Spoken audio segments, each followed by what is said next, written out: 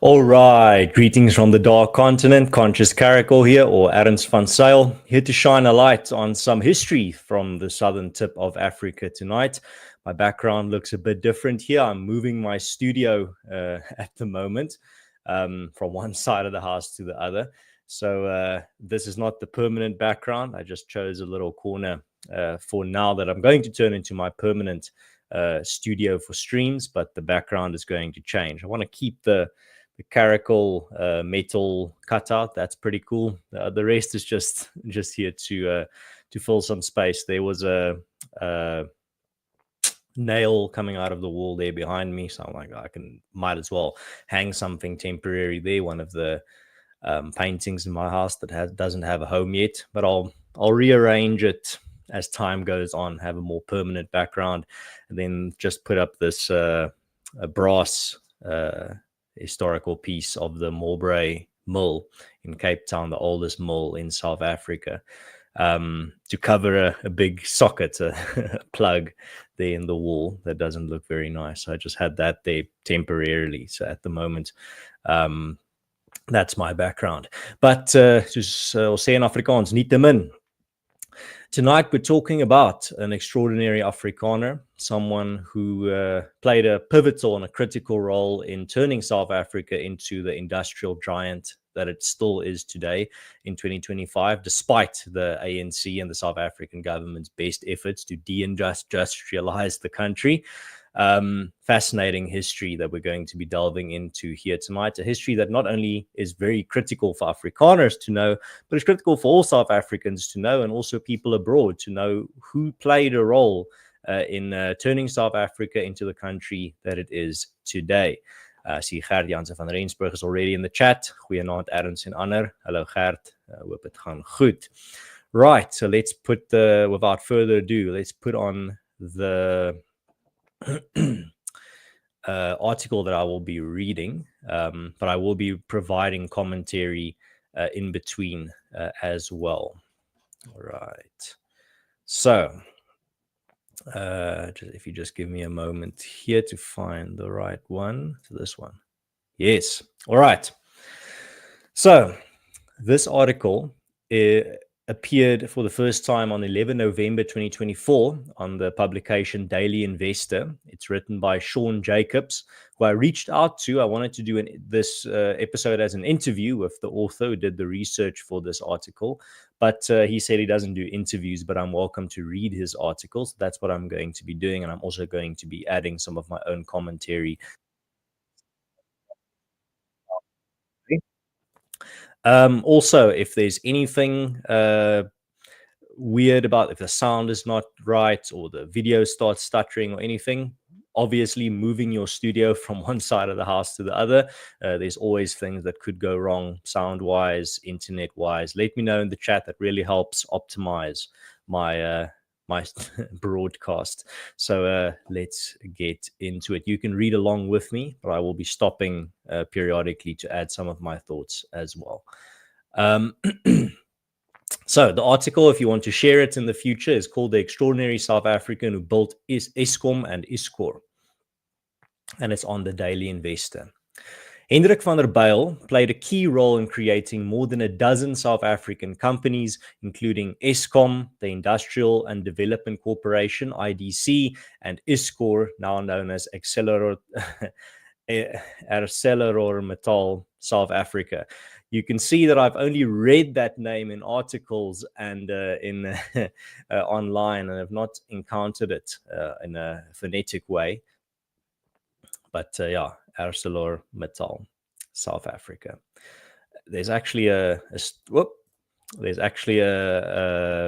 sad story on what happens to that company near the end of the story. I mean, it's let's just say it didn't survive post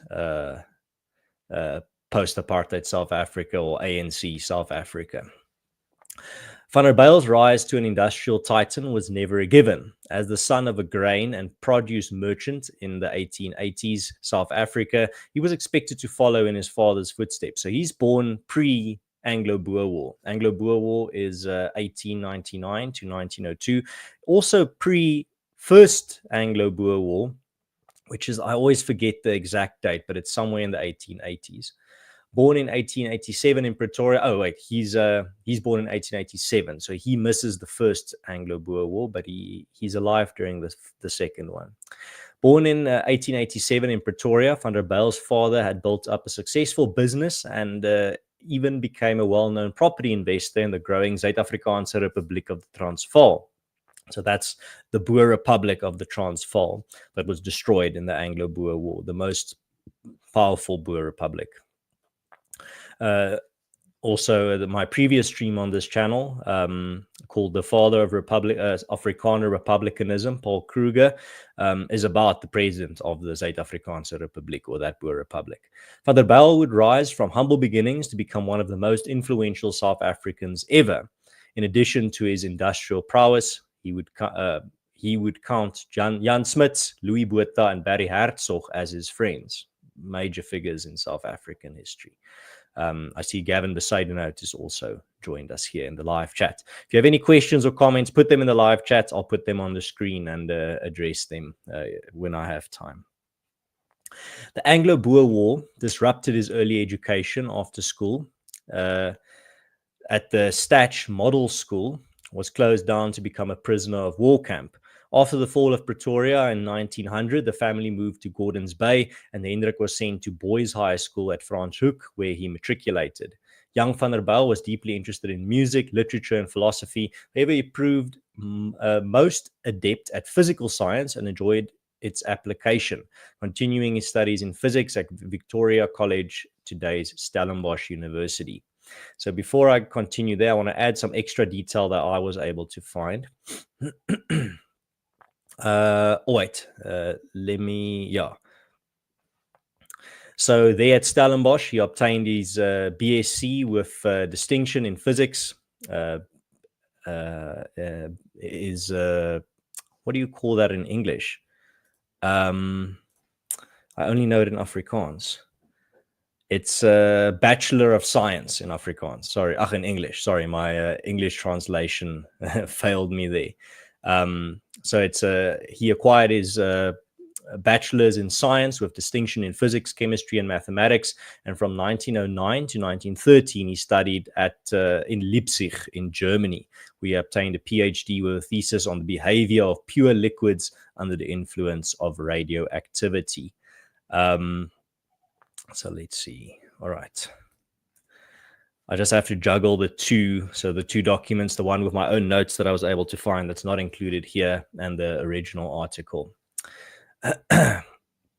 So his opportunities were severely limited at the time in South Africa, with very little industrial production in which Van der Bijl could apply his talent. Instead, he decided to go further his studies in Europe, as I said, at the University of Leipzig. Van der Bijl completed his thesis in 2 years and impressed his supervisor so much that he offered him a position as an assistant in physics at the Royal School of Technology in Dresden. At the beginning of 1912, the 24-year-old Van der Bijl took up his new duties, having left Leipzig with degrees of Masters of Arts and Doctor of Philosophy. In 1912, he was appointed as a lecturer in physics at a university in Dresden, in Germany, and his research attracted attention of Professor Robert A. Millikan of Chicago University, at whose insistence Van der Bijl was appointed as a research physicist at the American Telephone and Telegraph Company and Western Electric Company. He lived in America from 1913 to 1920 and conducted research on the cathode ray tube, which made wireless telephonic communication possible over a distance of 5,000 kilometers. So this guy's having already a major impact in technology. He's proving his mettle and proving his talent.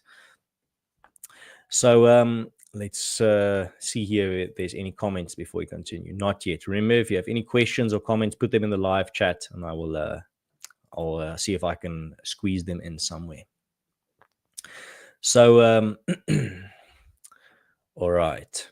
So at the beginning of 1912, Yeah, so we already got that. So then, when conducting his research, Van der Bijl met with that American that in the end sent him to America, or headhunted him for America.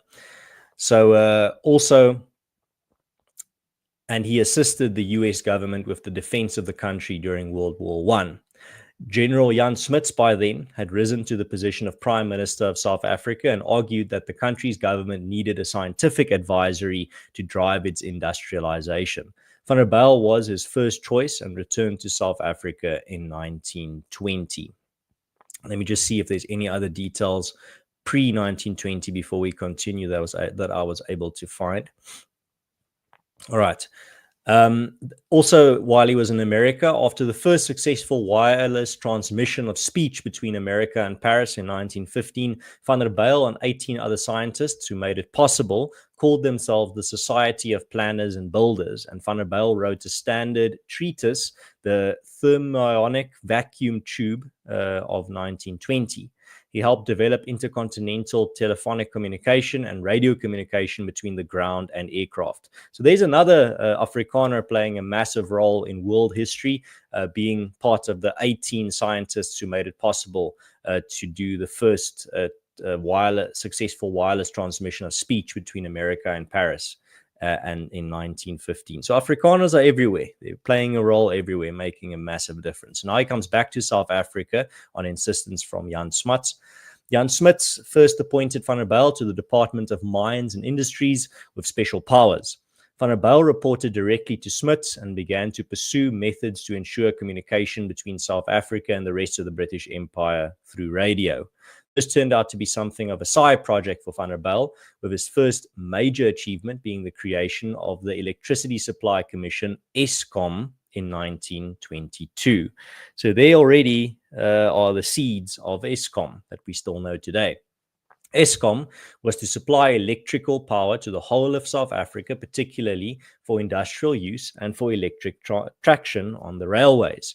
Van der Bijl remained its chairman from 1922 to his death in 1948. So he's laying the groundwork for mass industrialization of South Africa by helping build the modern power grid that we know today. The utility began operating in 1923 and soon became extremely successful, paying back all its loans from the government within 10 years. Man, Eskom being a shining example. Imagine that. Eskom progressed from strength to strength, and within a short period of time, Van der Bijl was able to fulfill his promise. South Africa was assured of sufficient, inexpensive power for its fast-growing industries. Let me just reread that, because it kind of gives you a little bit of whiplash when you hear that sentence. It sounds like a sentence from a fantasy world. South Africa was assured of sufficient, inexpensive power for its fast-growing industries. Imagine that. This is in 1923. In 2023, we were struggling to keep the lights on in South Africa. But yeah, you all know the story. Van der Bijl saw Eskom's production of cheap and reliable electricity. Once again, I just have to underline that. Cheap and reliable electricity in South Africa as one pillar of two on which South Africa's industry would be built. The other was the production of adequate and affordable steel, which would require him to build another company from the ground up in short succession. Just 3 years after founding Eskom, Van der Bijl moved on to creating the South African Iron and Steel Corporation, Iscor, to provide inexpensive steel for the country. At that time, there was a lack of industrial skills to manufacture steel in South Africa. Van der Bijl overcame this obstacle by appointing a committee of international iron and steel experts from Britain, America, Germany, Sweden to train South Africans. I mean, that's what you got to do. Let's see here if there's any other facts that I wanted to add before we continue. Right, so Eskom was responsible for the... let's see that I already... Yeah. So just to underline once again, so as the chairman of Eskom from 1923, he was in charge of the establishment of the national electricity supply system. And in 1928, he founded the South African iron and steel industry. So he's playing a major role, not just in laying the foundation for the electricity supply of an industrial power. He's also helping feed it through a steel industry, which is absolutely critical if you want to be an industrial giant. All right, so let's continue. So Eskom was responsible for the construction of power stations in places such as Witbank and Colenso, and for the supply of electricity to the countryside. Van der Bijl toured the steelmaking centers of Europe, and in 1928 started that steel company Iscor, after the discovery of iron ore at Thabazimbi. The African Metals Corporation, AMCOR, was founded in 1937 near Vereniging. Just want to see if there's any comments or questions before we continue. Sideliner Opinion says, Hendrik is proof that great heights can be achieved from humble beginnings, even in a second or third language. Yes, this was a Afrikaans speaking boertjie that made a massive difference, not just in South Africa, but abroad and in world history as well, as you now know. Hello, Ernst, dankie vir die stream, sê Gatskop Software. Sideliner Opinion says, Eskom paying back all of its loans? What? Gavin Besaidner says, over 100 years ago. Amazing. Absolutely. That's why I wanted to share this history. It's absolutely important, critically important to know this history. Dagbreker says, amper betyds. Goeienaand, Ernst. Goeienaand, Dagbreker. Sorry, my throat's a bit dry this evening. I hope it lasts for the rest of the stream, but I'll hang in there because I'll fast bite. All right. Let's see, where were we?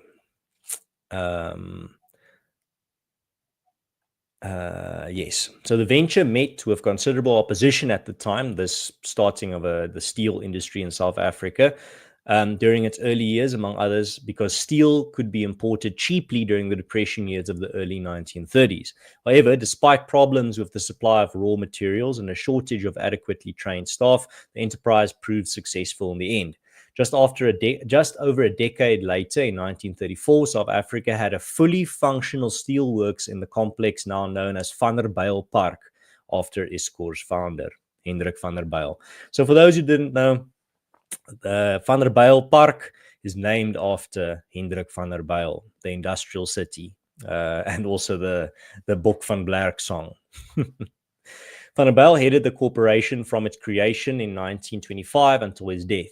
He spent much of his time studying, this is the steel corporation, much of his time studying Iscor's technical problems and visiting overseas steel plants for many years. In the early 2000s, Iscor was sold by Thabo Mbeki's government as his administration sought to run a tight ship and right the country's finances. So there you see the opposite happening. You see the vision of Hendrik van der Bijl knowing that you need to in-source, in-house steel production if you want to be an industrial giant. And then, Thabo Mbeki under the ANC government just like selling this marvel that was built painstakingly by Hendrik van der Bijl. From 1940 to 1946, Van der Bijl, who at the time was in charge of two industries essential to the development of any industrial state. So from 1948 to 1946, Van der Bijl, who at the time was in charge of the two industries essential to the development of any industrial state, electricity and steel, was also made Director General of War Supplies to stimulate manufacturing at home. By 1944, the steel plant near Vereniging had grown so large that housing for the workers had to be provided, and that's where Van der Bijl Park was founded, which is still today an industrial hub. Another project that Hendrik van der Bijl sponsored was the establishment of a South African shipping company that operated a fleet that regularly sailed between South Africa, the United States, and Britain. Van der Bijl's skills were recognized overseas. In 1940, he was made a fellow of the United States Institute of Radio Engineers, of which he became vice president in 1944. In 1946, he was asked to act as an arbitrator between the British government and the British steel industry. He was elected a fellow of the Royal Society, and one of his last activities was the chairmanship of the Van der Bijl Engineering Corporation, 1947. So a massively impressive individual, understanding to a atomic level what is necessary to industrialize an economy. Cheap, widely accessible electricity, cheap, locally produced steel, and thirdly, a fleet to export all of those industrial materials that were produced. Let's see if there's any comments before we continue. Grasshopper says, South Africa used to have outstanding leaders. Well, many of their names you don't even know. People that made this country a better place. Someone like Hendrik van der Bijl, who undoubtedly made South Africa a better place, even in 2025. Sideliner opinion says, cheap electricity and cheap steel. What more do you want for an industrial economy? Absolutely. Ask the Chinese. Grasshopper says, a legacy to be proud of. Yes, and that's why I want to tell these types of stories, so that you know your history and know what went into to build the country that you enjoy today. Right, so here's post 1994, 21st century, what's happened to a lot of the Hendrik van der Bijl's projects. So in the early 2000s, as I said, Iscor was sold by Thabo Mbeki's government. And then in December 2004, Ispat International acquired LNM, the parent company of Ispat Iscor. After the acquisition, the merged company's name was changed to Mittal Steel Company. Ispat Iscor commenced trading under the new name Mittal Steel South Africa Limited in March 2005. After the merger between Mittal Steel and Arcelor, the company commenced trading under the new name ArcelorMittal South Africa in October 2006. Let me just get another news story here before we continue.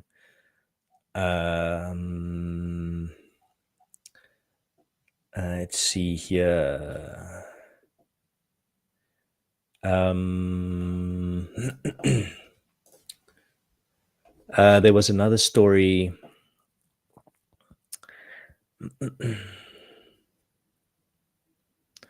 that I wanted to add here. Yeah, so let's continue here in the 21st century. Well, there you see a picture of Van der Bijl Park Steelworks today that we mentioned earlier, funding the South African economy. Unsatisfied with the progress made in industrializing the South African economy, Van der Bijl turned his attention towards providing financial and technical assistance to various ventures.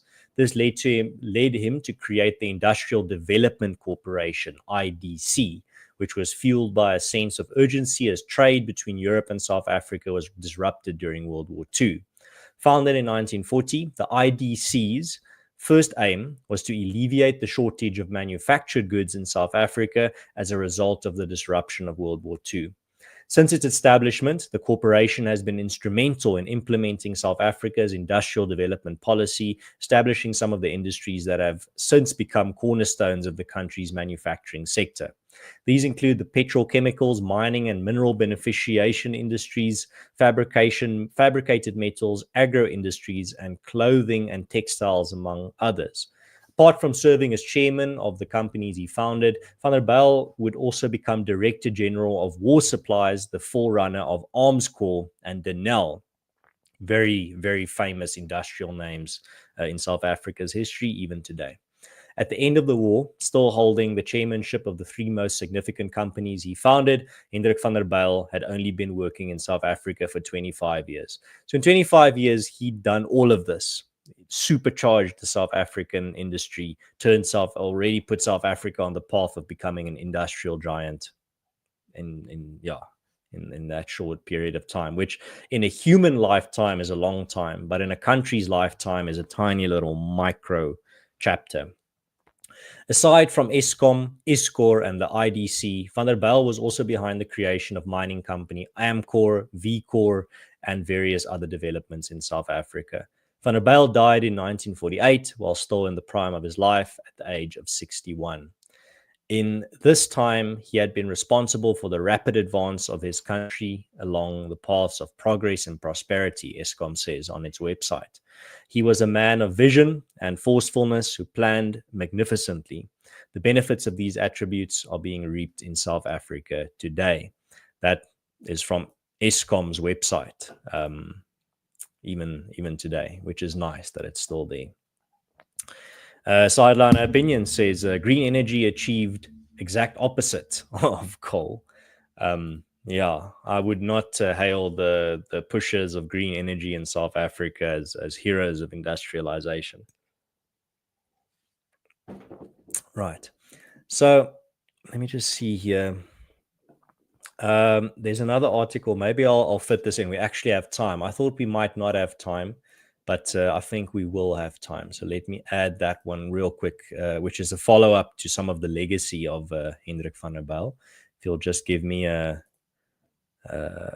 stop screen sharing, share screen. This one. Man, that's an ominous headline. But I mean, yeah. So Hendrik van der Bijl turning in his grave, also on Daily Investor. So let's see why. ArcelorMittal South Africa, formerly known as Iscor, which Hendrik van der Bijl founded, as you now know, will wind down its long steel business. This is the end of an era for the once world-class company founded by Hendrik van der Bijl. On Monday, 6 January 2025, ArcelorMittal said it would place its long steel business into care and maintenance. Long steel refers to a category of products commonly used in construction, engineering, manufacturing, and transportation. These products include wire, rod, rail, and bars produced by hot rolling or forging billets, blooms, or pencil ingots into usable shapes or sizes. ArcelorMittal produced most of these products at its mill in Newcastle, which was Iscor's third fully integrated steelworks. The company explained that its significant losses were driven by a weak financial performance in the longs business. Key contributing factors included deteriorating global and local steel markets, unaffordable energy and logistics costs, and surging low-cost steel imports, particularly from China. ArcelorMittal worked with the government and stakeholders to rescue its long business and prevent job losses. It asked the government for policy support to address structural constraints affecting South Africa's steel sector. Although there has been progress in this department, it has not been enough to turn the struggling business around. Persistent high logistics and energy costs combined with insufficient policy interventions has left the longs business unsustainable, ArcelorMittal said.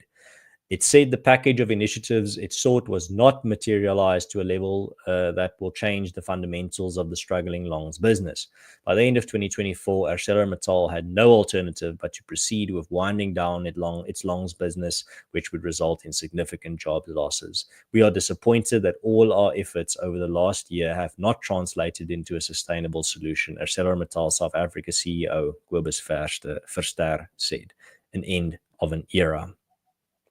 ArcelorMittal South Africa's announcement that it is closing its longs business is the end of an era for the company founded as Iscor by Hendrik van der Bijl.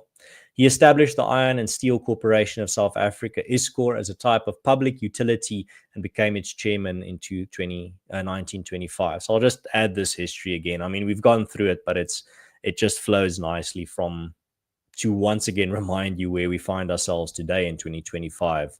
If we just go back to 1925, when Hendrik van der Bijl became the chairman of Eskom, and you just heard what is happening today.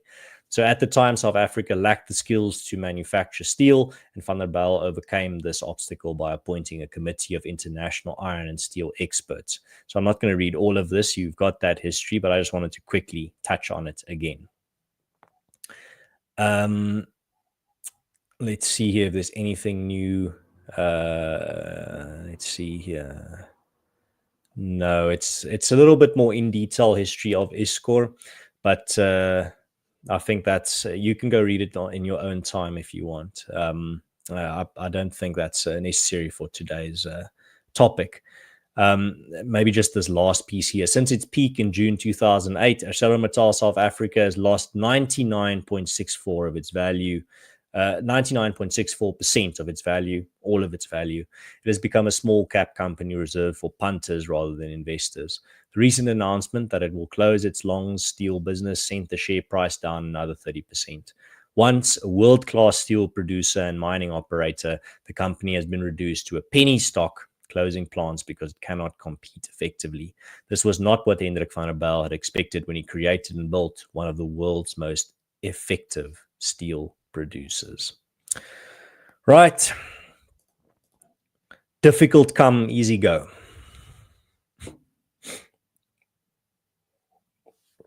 That's where Iscor finds itself today.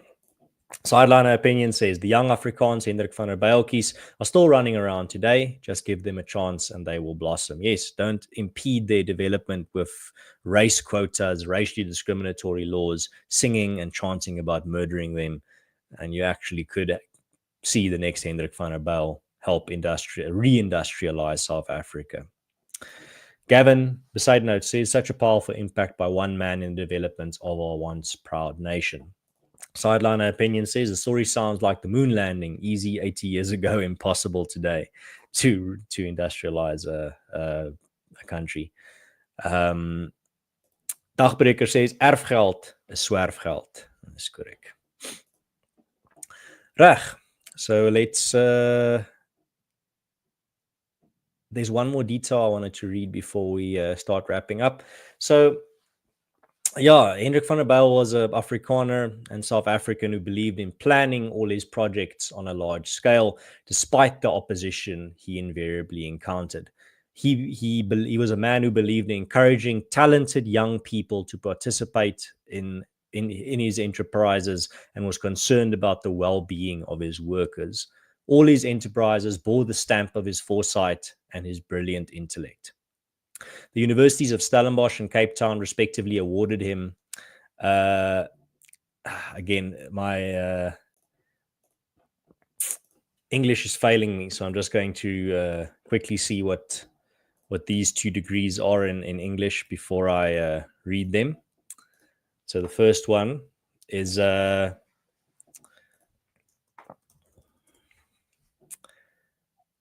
Doctor of Science, so honorary Doctor of Science degree that was awarded to him. And the second one was Doctor of Laws. So those two respectively, Doctor of Laws and Doctor of Science degree that Stellenbosch and the University of Cape Town both awarded him in honor. In 1966, a bust of van der Bijl by Kurt Steinberg was placed in the entrance hall of Eskom head office in Pretoria. I hope that bust is still there. Maybe we should go find it and relocate it to Urania, just to keep it safe for such a great man. And what I wanted to add as well is that when I read these types of stories, let me just put this back on main screen. So when I read these types of stories and this history, it really is it brings to mind that skit from Monty Python of the what have the Romans ever done for us? A lot of people today, especially politicians, just want to blame Afrikaners for everything. Everything that's wrong in South Africa today is the fault of Afrikaners, white South Africans in general, but then Afrikaners specifically, when they really want to zero in on the quote-unquote cause of the problem. And all that scapegoating, you also have to see in the context of this history. Because when you know this history and you hear this history, you know that there were great Afrikaners and great white South Africans that made a massive contribution to this country, a contribution that still echoes today in 2025, and a contribution that many ANC cadres are just destroying, spitting in the face of, disrespecting. And because I've not really met an ANC cadre myself or seen an ANC cadre that knows his history.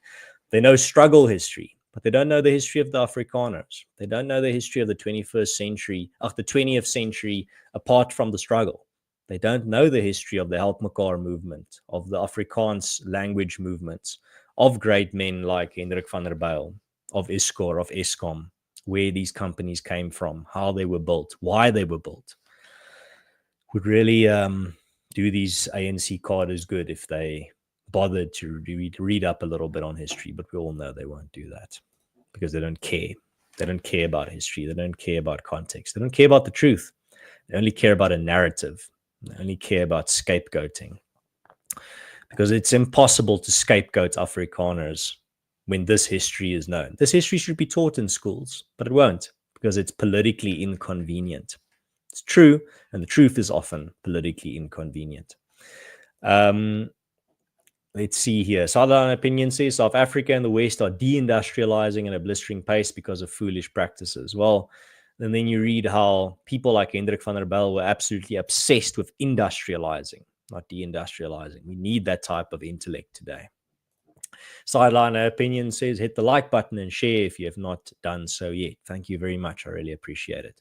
Infernal says translating on the fly is impressive, to be honest. Thank you very much. I try my best, but as you know, or as you've seen many times, sometimes it's not perfect. Sometimes I have to go check up what's going on, but I try my best. I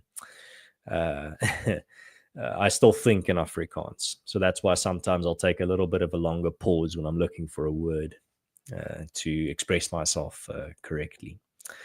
Ascari West says, thanks, Arends. Interesting guy. He's talking about Hendrik van der Bijl, not me. And Sideline Opinion says, our children do not learn this history at school today. Afrikaners may not have positive role models. Yeah, so what he means is Afrikaners are not allowed to have positive role models. Well, that's where the importance of parents comes in. I mean, I know we're all busy. I know it's not possible to always give your children a full education yourself as a parent, but teach them about these figures, about these people. Talk to them at least about people like this, the heroes of our past. Talk to them about Hendrik van der Bijl. Tell them about what he did. Ask them, where do you think Eskom came from? Where do you think all this industry came from? Who do you think built all of this? And then you can tell them the story of Hendrik van der Bijl and others. Do your own digging into history. This is only one example of many great men that lived in the past. And don't be ashamed of your ancestors. On the one side, it's based on a false premise. They weren't these disproportionately evil people. Our ancestors were flawed, but also great, as were many other people's ancestors. Everyone, you are allowed to be proud of what your ancestors did. You shouldn't lie about the bad things that they did. If there were bad things done by your ancestors in the past, you should acknowledge it. But you should not let that define you. You should be inspired by the great things that they did. And I'm not going to beat around the bush. My ancestors were great people. The ancestors of the Afrikaners were great men and women. A lot of them anonymous. A lot of them known in their time, but forgotten in our time. But yeah, generational guilt is for weaklings. And apologizing for your ancestors is for people with just a weak mindset that are trying to please others, trying to please people that hate them. Never apologize to people that hate you. That's my lesson this week for everyone that I want to leave everyone with. Don't apologize to people for things that you didn't do, for things you had no control over. And don't apologize for things that people did in the past within a completely different moral context. You are you, and you should be inspired by the great things done by your ancestors in the past, while at the same time acknowledging the things that they did that were wrong and learning from those mistakes that they made. But at the same time, don't apologize to people that hate you. I can't repeat that enough. They're not going to accept your apology anyway. If you're going to be making that type of, if you're going to be normalizing that type of behavior, you're just normalizing a toxic form of behavior. There's nothing good that comes from apologizing for things that you didn't do, or apologizing for the actions of people in the past that looked like you. It's behavior that should be stigmatized. Really, it's never. I'll just repeat it one more time. Never apologize when you've done nothing wrong. Never apologize to people who don't believe in redemption or forgiveness. And never apologize to people who hate you. Your apology will be rejected, and it will be used as proof of your guilt and basis for your continued punishment and slander. And that's my lesson for the week that you can carry with you. I hope that's on the money. A lot of comments are rolling in now towards the end.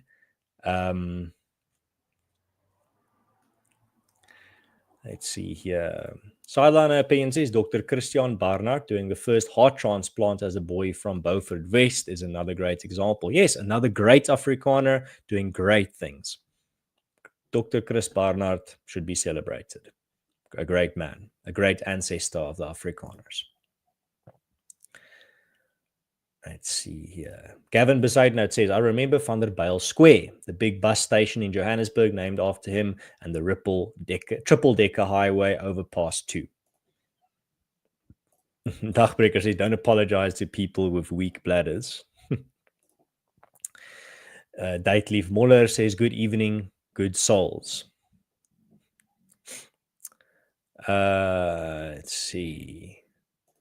Awkward Leon says, daar is nog 'n klein Transvaal vlag geverf op 'n brug waar ek elke oggend by verbyry. Dis lekker om te sien. Ek dink ek weet waar daai brug is, as dit dieselfde brug is wat ek nou aan dink wat jy van praat. Ek dink ek weet wat se een dit is.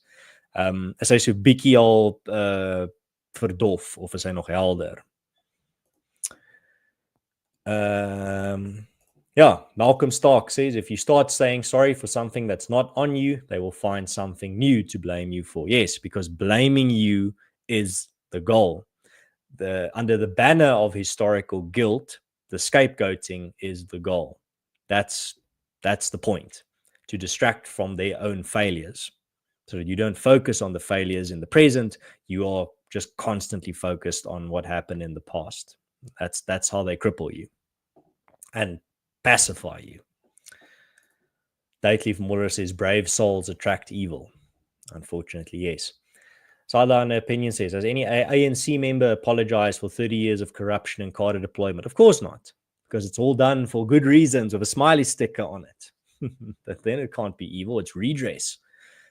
It's not redress. It's another R word. It's two other R words, not redress. It's revenge and it's resentment, but not redress. Don't call it redress. It's revenge. It's resentment that drives, quote unquote, redress policies. Hendo says 38 likes. Thank you very much, Hendo. Appreciate the update. All right. Awkward Leon says, yeah, it's all verdof. Then I know exactly. I think I'm 99% sure I know where you drive by, where you see that flag. I know it. Yeah, I've also noticed it. All right, that brings us to the end of tonight's stream. I hope you guys enjoyed it. I hope you found it interesting and insightful. And I hope you learned something about our history, about how South Africa became the country that it is today in 2025, through seeds that were planted 100 years ago by great men like Hendrik van der Bijl. And I really do want to encourage you to take these types of historical details and stories and to tell them, spread them. Don't just let me be the only one telling them. Share them with other people. Bring it up as a topic of conversation. Ask people, do you know about who founded Eskom? Do you know who founded Iscor? Do you know who industrialized South Africa? Well, I know a little bit about it. Let's talk about it. That's how we're going to turn things around, is through those types of conversations.